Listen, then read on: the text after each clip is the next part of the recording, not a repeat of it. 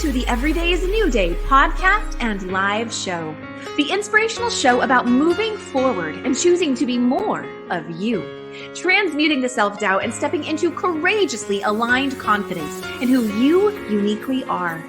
My name is Kim O'Neill. I'm a twice certified transformational confidence coach, Reiki master, best-selling author, and former crime analyst who now helps empathic, heart-centered individuals shatter the noise of self-doubt, find clarity on what self-love really looks like, and the courage to be peacefully grounded in who you've always known you are, from the inside out.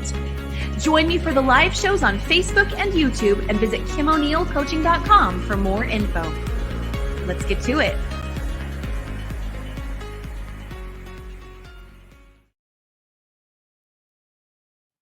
All right, and welcome to another Every Day is a New Day show. Take a deep breath, because this is time for you to receive and be present in the moment. I'm so grateful to have you here. And as we have been doing this year, let's go ahead and take a moment to shake off yesterday. Yesterday can literally be yesterday. It can literally be 5 seconds before you decided to tune in.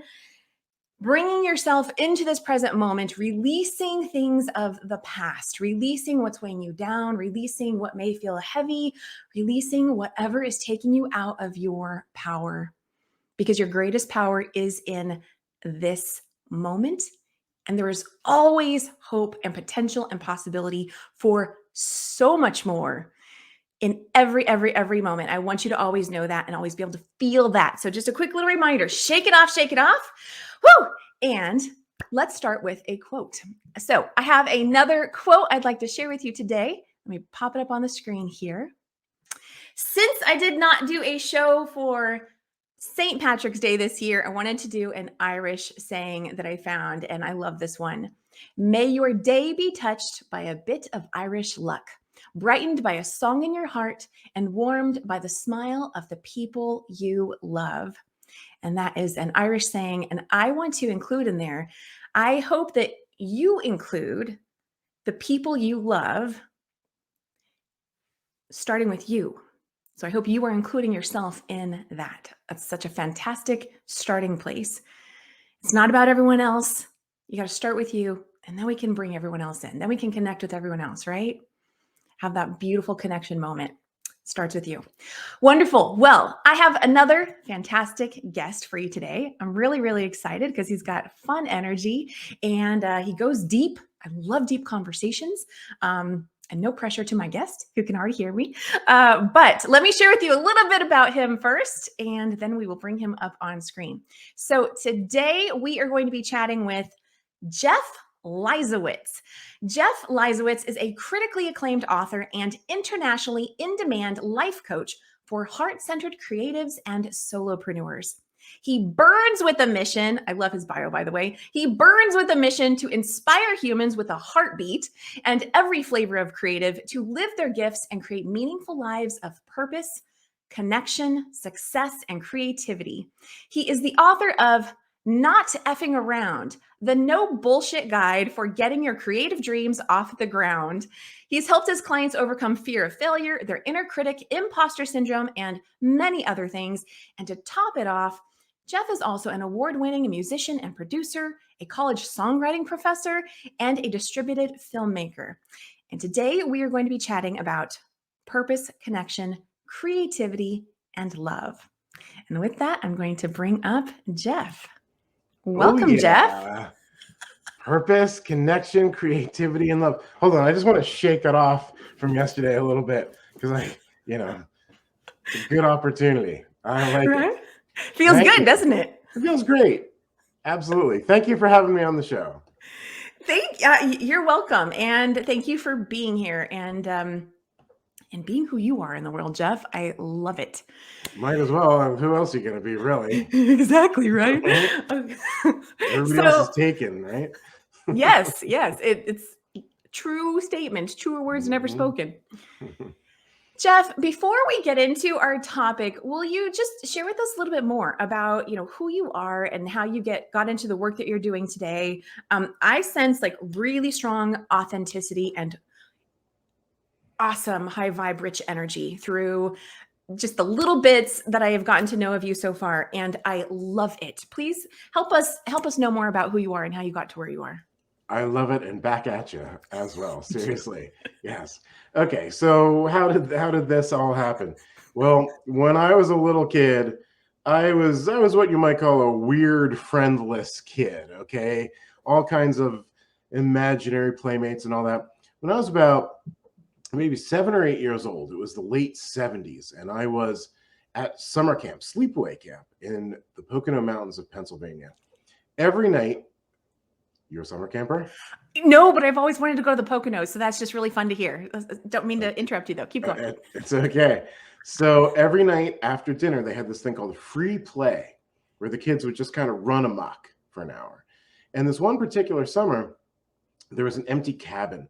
So a counselor, like a 20-year-old, brought up his drum kit, a big old '70s stereo, and a couple boxes of records.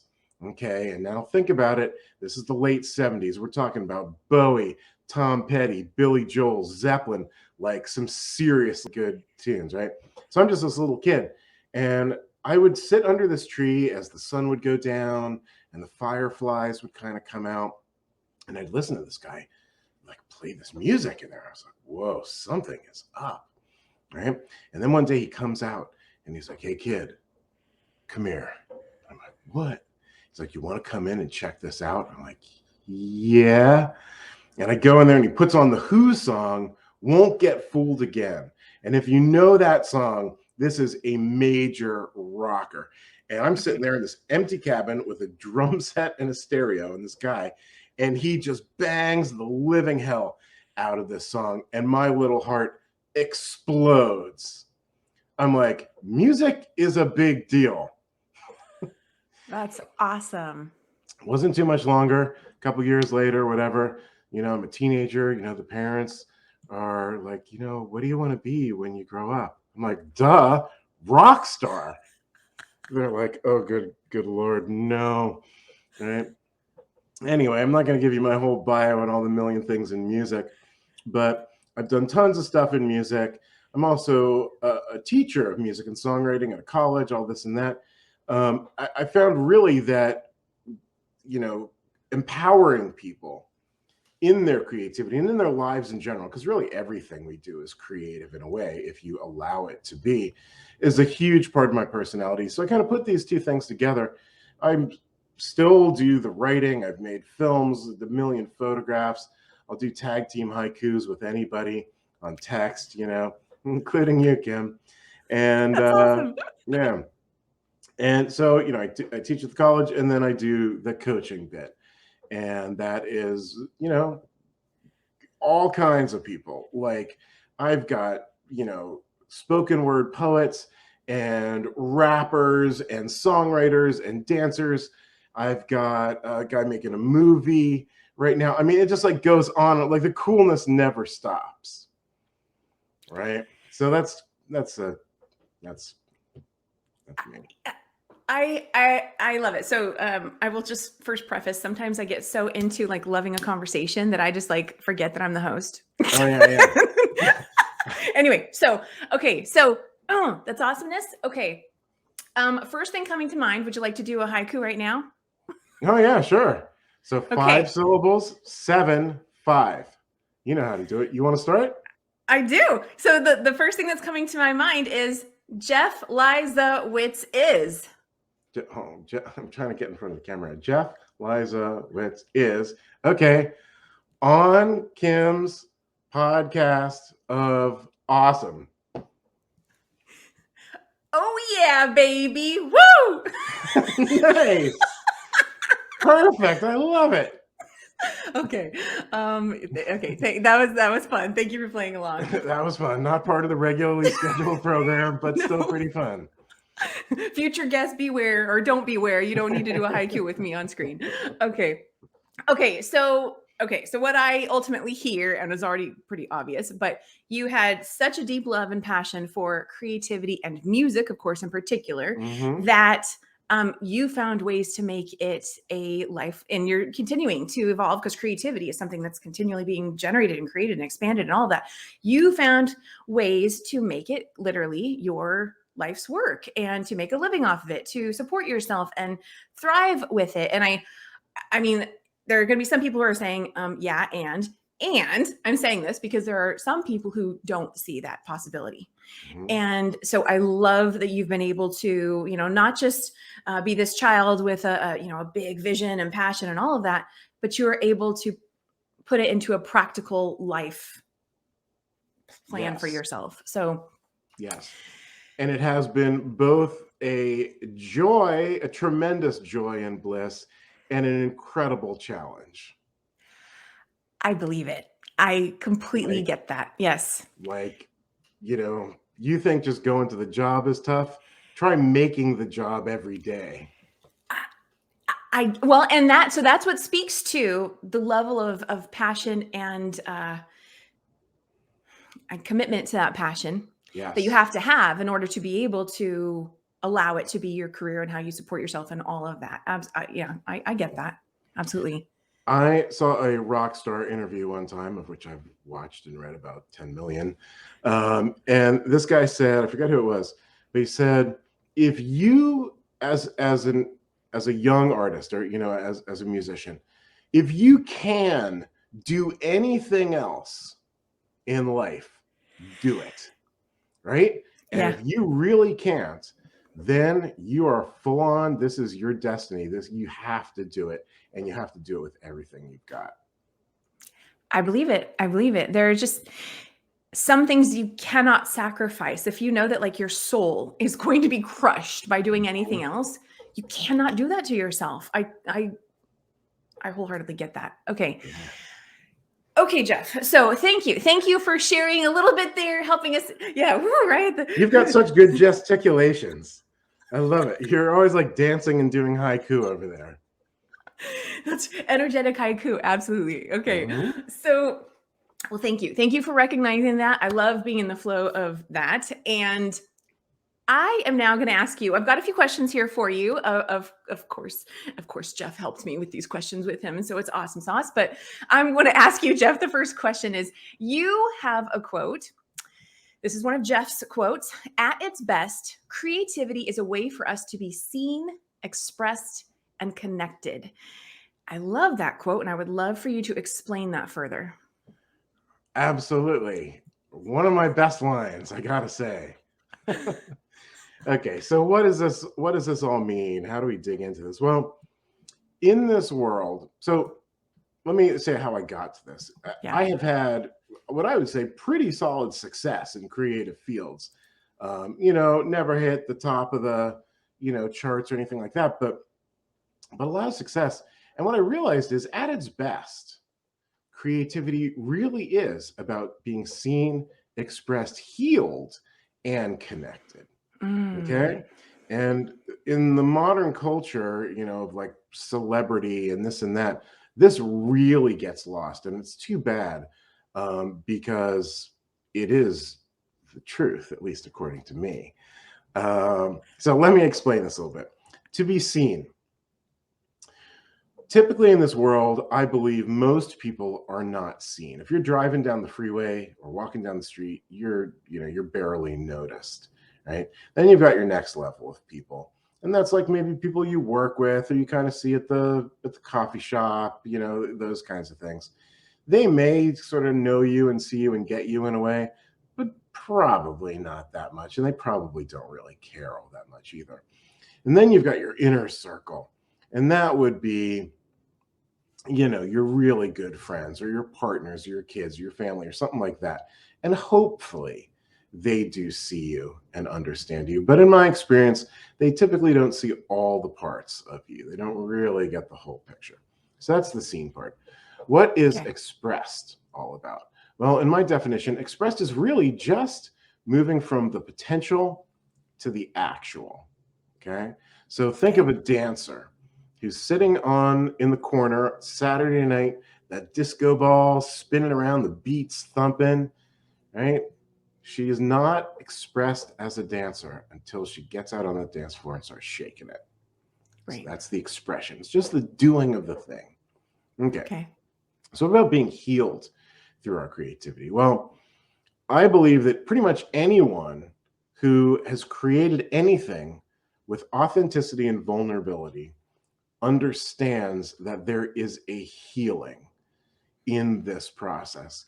And this process does not need to, is not necessarily cathartic, right? Although that is where a lot of great creativity comes from. Oh, this heartbreaking thing, I'm going to write a book about it. Great, there is catharsis there. But it can also be celebration, right? There's healing in celebration. So what's the healing in a love song? It's the healing of like, now I have my love, and all these lonely nights are past, that kind of thing. As a matter of fact, there probably is a song like pretty much exactly like that now that I think about it. It probably is. It probably is.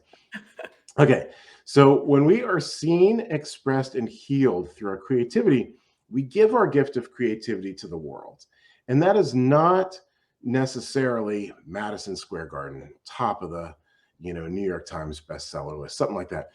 The world can be to one person, and really truly even yourself.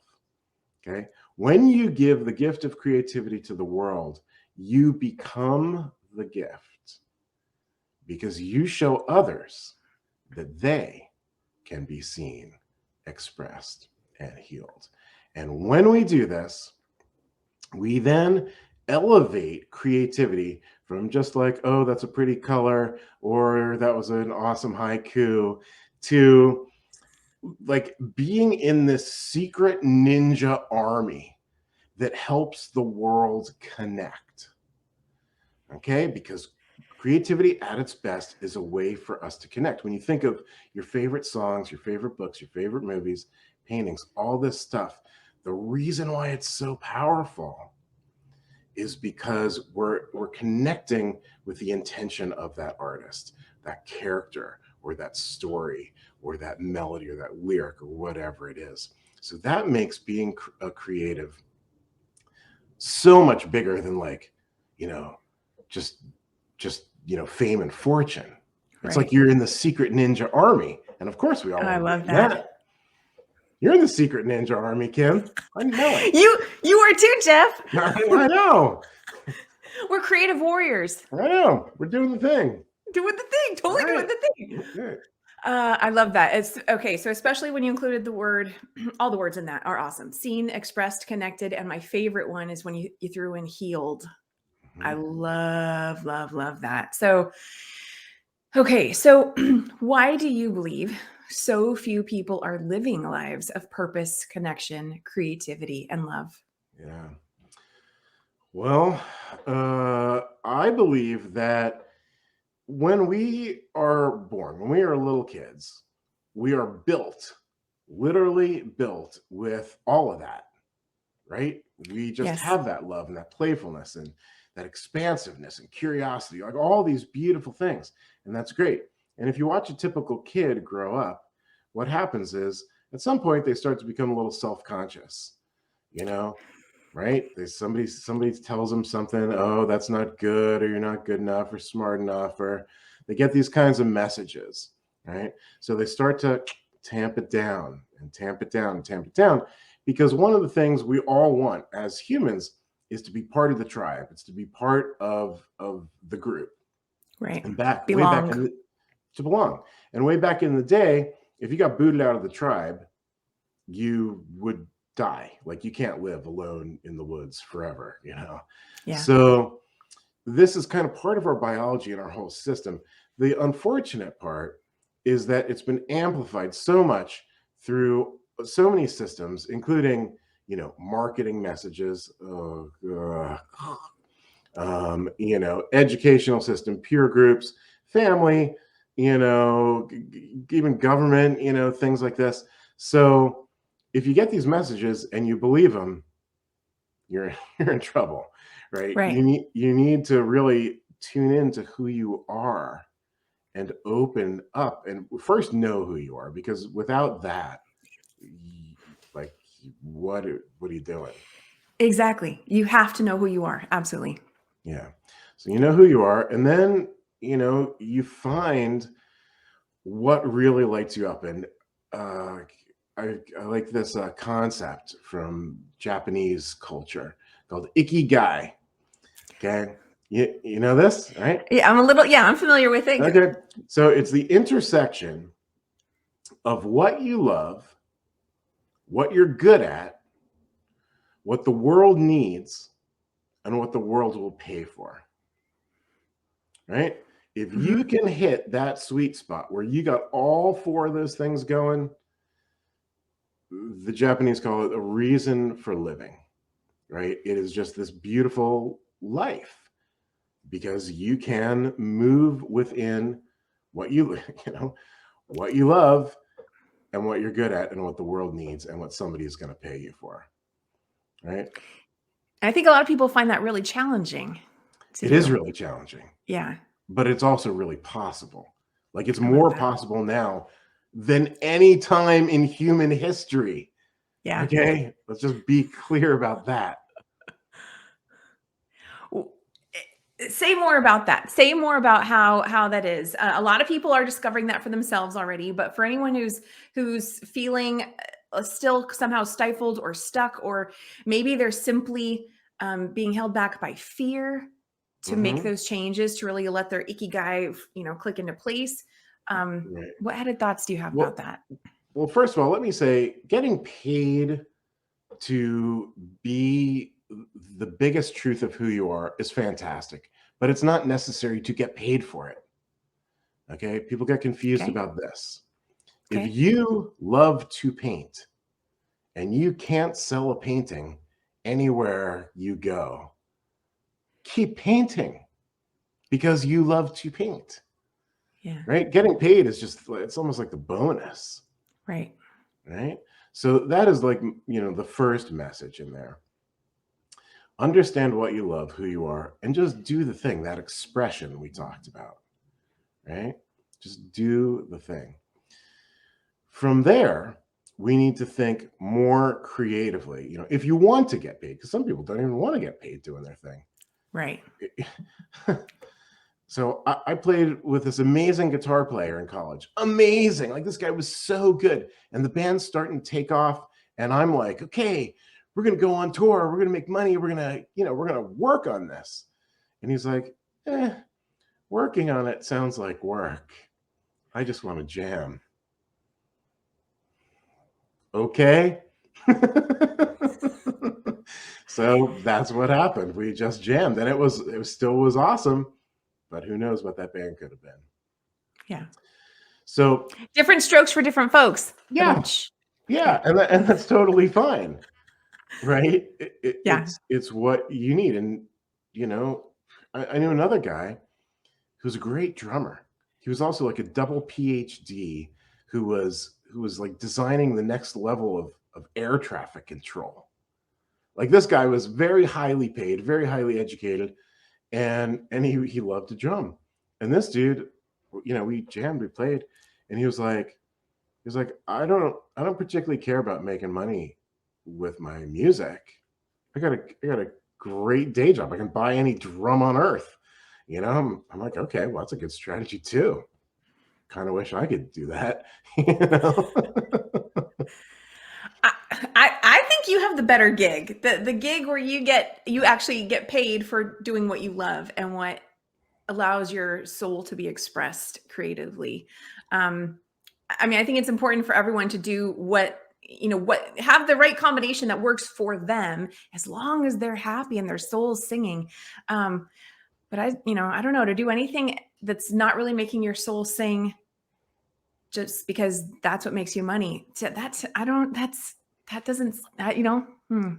different, like you said, different strokes. Like exactly. Some people say like, I just want a steady paycheck and then I can live my life over here. I've never been like that, and you've never been like that, but different people, there's a lot of ways to do life. Yeah. And well, for many years, I was working with that structure, and I just got to a point. It's like, I can't do this anymore. I literally cannot do this anymore. Yeah. Okay. So exactly. Too many of your Cringe. listeners currently have that feeling. Ah! Exactly. Okay. Exactly. So what are your thoughts on, why, so how do you define the comfort zone and how can a person get out of it? The comfort zone. Well, the comfort zone, as you well know, is a great zone because it's so comfortable, right? And there's nothing wrong with being comfortable, emotionally, in business, creativity, relationally, all those things. The comfort zone is there for a reason. We need to be comfortable and secure sometimes. The problem is when we are in the comfort zone all the time. Yeah. Because the comfort zone is great for comfort, but it kind of stinks for growth, for expansion, right? Because if you're comfortable, why would you go anywhere? Right?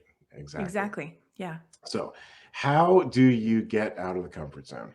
Well, imagine like literally a circle as your comfort zone. You're in the middle of the circle there somewhere. So it's time, you're like ready to rock. It's time to get out of that comfort zone. Well, you don't have to go 40 miles outside of the comfort zone. I would suggest going a step or two outside of that comfort zone. But here's the deal. You got to stand there and be uncomfortable. Step outside of the comfort zone, and whatever this is, whether it's a new thing at work or creatively or public speaking or whatever your deal is, whatever you choose, just stand out there in the discomfort and feel it. Okay? And here's what's going to happen. This is the magical, beautiful thing of it. While you're being so nervous about this discomfort, the comfort zone will expand to meet you. Before you know it, you'll be inside the comfort zone again. You'll be like, no, it wasn't really that bad.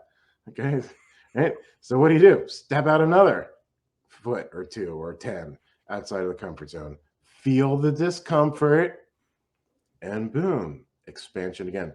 Do this every day, every time it comes up, little ways, big ways, whatever. And your comfort zone will expand. But besides your comfort zone, literally the richness of your life will expand, right? Because all these things outside of the comfort zone were essentially things you've never experienced before. It's kind of what the comfort zone is, right? Yeah. So you get out there and it's like, oh, wow, I can do that. This kind of person is really kind of cool. Or, who knew I could watercolor behind my back, whatever. So step outside of your comfort zone by taking that first action to do something different. Yep. Step outside the comfort zone, stay there, feel the discomfort. The comfort zone expands to meet you. Step out again. Rinse, wash, repeat.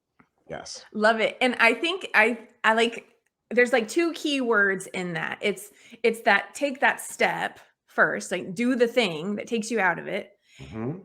And then you said, feel the discomfort. And I think that's the thing that as soon as a person goes, okay, I'm going to do it. I'm psyched myself up. I'm getting out there. And then they go, oh crap. Because it doesn't feel good, right? Because they're not comfortable with it. And then they revert back. Never mind. Exactly. And we've all done it. We've all done it. We've all done it. And it's such a good point, right? We do things that are comfortable, that feel good. We're biologically programmed for this, right? Neurologically, physiologically. But that makes sense in a lot of cases, but it doesn't always make sense, right? So if you're going towards a goal and you want this, you must feel that discomfort to grow. It's just the only way to do it. Yeah, and know that it's a feeling that's going to pass. You feel it, you let it, I say, let it flow, to you and through you. Mm-hmm. And that's, to me, then that's the next phase where you just talked about how you're, you said, the new comfort zone grows and expands around you. Something to that effect, right? Yeah. It's because you allowed yourself to feel it. So I love that. Those are great words. So last question I have for you is, what techniques can someone use to diffuse their inner critic? That would be that voice stepping in the way, making them revert back or never take that first step to the new thing. The inner critic. Right? Which I like to call, and I call in my book, I'll put this up here for a minute, right? Yes. I'm going to pop it up on the screen one more time. I definitely encourage everyone to check this book out. Not Effing Around, the No Bullshit Guide for Getting Your Creative Dreams Off the Ground. I have only read part of it, but I loved it. It's one of these books you do not want to put down. So, yeah, I definitely recommend that. Okay, Beautiful. continue on. And something I would like to say about that book, Not Effing Around has the acronym NFA. Right? Okay, say more about that. NFA, not effing around, living a life of joy and truth and expansion, growth. That is NFA, and that is kind of like one of my many taglines that I love to throw around. I get people, texting me and emailing me from all over the freaking world. I'm so NFA. I'm getting into the NFA. For a while I wasn't NFA, and then I got into the NFA. I'm like, awesome. Bring it. Keep it coming. That's awesome. I think that, and I know I used this with you once before, but I think the FA, the effing around, leads to being effing awesome, or the NFA leads to FA. So that's my take on it. Exactly. I love it. Beautiful. Now I believe I was supposed to answer a question. I forget what it is. Okay, little diversion here. Yeah. Then we'll come on back. So, what are your thoughts on, what techniques can someone use to really diffuse that inner critic? Inner critic, right, exactly. The inner critic, or as I like to call it, the ick. That's good. I like that. You have a good sound effect. You want to do that one again? The ick. Yeah, exactly. Thank you. We're such a good tag team on this. I love it. Yeah. Okay. I'm ready. Whatever's next. Yes. Okay. So the inner critic is within our psyches for a reason. And the reason is to keep us safe. Okay? And there is a good reason to be safe in plenty of circumstances. You don't want to go doing cartwheels at the side of the canyon. That, the inner critic's like, bad idea, right? Or, shouting out obscenities to your boss, again, inner critic, not a good idea.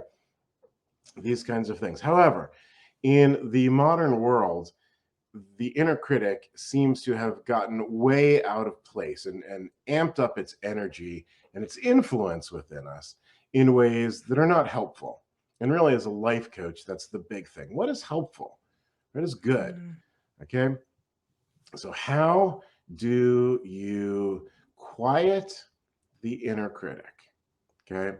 Well, first of all, I do these guided meditations with electronic beats. I got all these beats and stuff. I'm an electronic music producer, so okay, that makes sense. So we're not going to do that now. I'm not really set up for that, but you sort of have to go subconscious. You have to get in and really kind of communicate with almost like the personality of the inner critic, personify it in a way.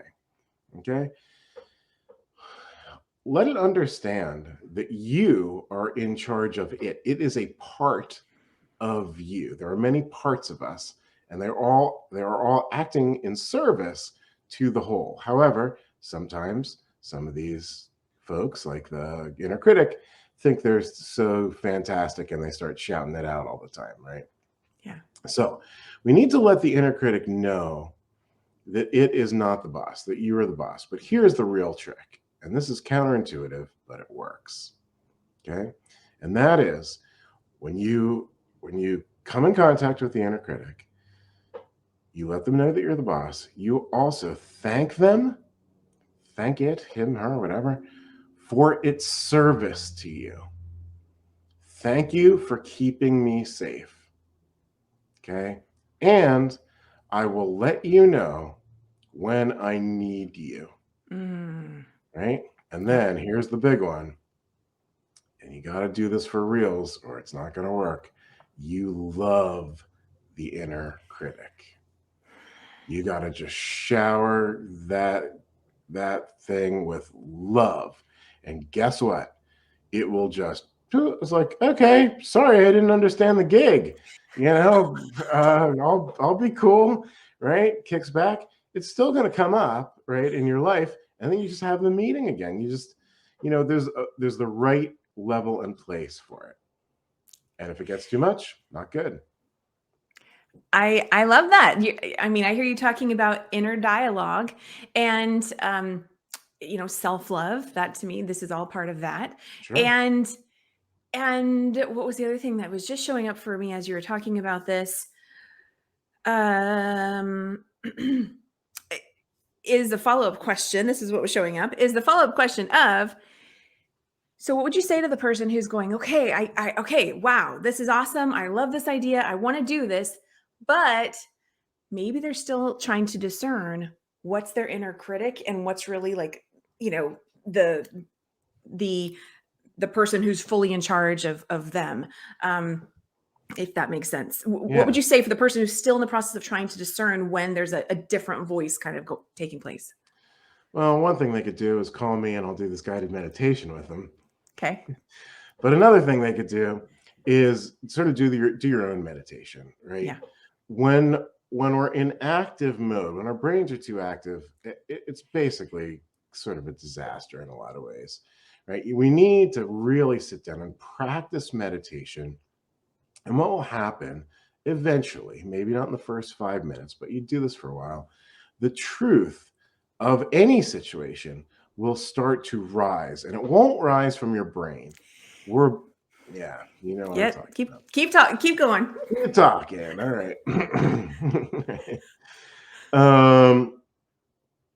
We think our brains are so great. And, Kim, I know you have a brilliant brain, and all your listeners have just beautiful brains out there. Right? Exactly. So there's that. But the thing is, our brains tend to think they're running the show and they kind of take over. If you're trying to figure out some algorithm or some spreadsheet or figure out some map, great, use your brain, right? If you're trying to find out some truth about you, about the world, about relationships, about creativity, that's when you need to dive in or dip into your heart, Yeah. your body, right? And that opens up a much greater wisdom than whatever your super smart brain can come up with, right? It's just like we're a system, right? And the system is in the modern world and in the Western culture way out of balance, right? I completely agree. Jeff, you're totally speaking like one of the recent interviews I did, the same exact topic came up. It's so important. I love that you're bringing it up again. I say to get out of your head, get into your body so you can drop into your heart. Yeah. And let that flow. I mean, it's your heart that really informs your brain. As amazing as our brains are, I mean, that deeper truth comes from down here. So I love that you're infusing this into today's conversation and how a person can get out of their inner critic and discern and all that. I'll infuse this to any conversation anybody will listen. I love it. Okay, so Jeff, I do not want to end this conversation, and yet I can see our time is nearing the end. So will you tell everyone where can they go to connect with you and learn more about you after today's conversation? Sure, stuff like that. Well, first of all, if you want the book, just head on over to Amazon.com. You may have heard of them. But really to get into like all my zillions of blog posts and videos and all this and that, you can just go to jefflysowitz.com. Oh, look at that. You are on top of it. Okay. Good. And when you go there, you can click around, and I'm happy to do complimentary coaching sessions with heart-centered humans, that's you, and creatives of any flavor. Put them together, superpower, right? So please do sign up on Zoom, and whatever. I'll be talking to you shortly. Awesome. And I just want to spell that for everyone out there who's only listening to today's conversation. That is jefflysowitz.com, JeffLysawitz.com, jefflysowitz.com. Wonderful. Jeff, do you have any final words you'd like to share with today's audience before I just kind of send you back to the lobby for a few moments? Sure.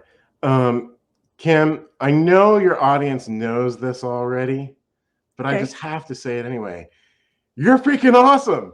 Ah! If this was like Facebook or something, I'd give a bunch of hearts right now. Thanks, Jeff. I appreciate that. Likewise.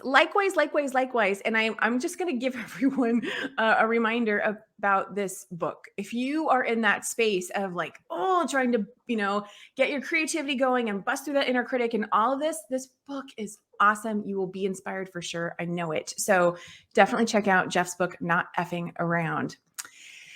Jeff, thank you so much for being here today. It really has been fun and hearing from you and being inspired with you. So thank you for being here today. Thank you for having me. I hope to haiku with you later. Sounds good. Okay, so Jeff, I'm just going to drop you down into the lobby for a few moments and I'll see you there again real soon. Okay, so everyone say goodbye to Jeff and I'll see you again soon, Jeff. There we go. And oh my gosh, wasn't that awesome? Let me know down in the comments, wherever you are listening or watching today's conversation, whether it be Facebook, YouTube, any of the tons of podcast platforms, what is your takeaway? This is your moment to self-reflect, right? We don't want to put our energy into something and not actually be taking away from it, right? Not be gaining something new from it, right? So we shook off energy at the beginning so you could be fully present today. And I want to know what is coming up for you. What ahas, what insights? Maybe it's something that directly speaks to today's conversation. Maybe it's something that you were simply reminded of. It's like, there I am hearing that same message again. And maybe this is the moment that it gets more deeply integrated because you get to be you in this world. We want you to be you in this world. Like we said at the start of this, Jeff said at the start of this, there is no one else like you. And that is the gift that you are to the world.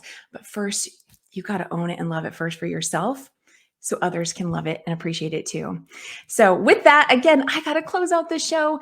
If you'd like to connect with me beyond today's conversation, learn more about my coaching or guided meditation services, you can certainly go to KimO'NeillCoaching.com. If you'd like to support the show, you're welcome to buy me a coffee at buymeacoffee.com/Kim O'Neill. But I want to remind you, last but not least, definitely connect with today's guest, Jeff Lysowitz at jefflysowitz.com. Remember that every day is always a new day. Wherever you are today does not have to be where you are tomorrow.